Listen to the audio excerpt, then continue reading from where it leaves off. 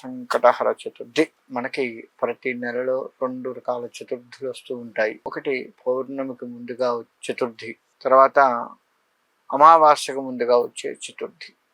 అంటే మొదట శుద్ధము, తర్వాత బహుళము అని చెప్తాం. ఈ బహుళ చవితి ఏదైతే ఉందో ఆ రోజు వినాయకుడి ఆరాధన చాలా ముఖ్యం. ఎందుకు అంటే దాన్ని ఇష్ట చతుర్థి, కామ్య చతుర్థి అంటారు. మొదట వచ్చేటువంటి చతుర్థి నెలలో.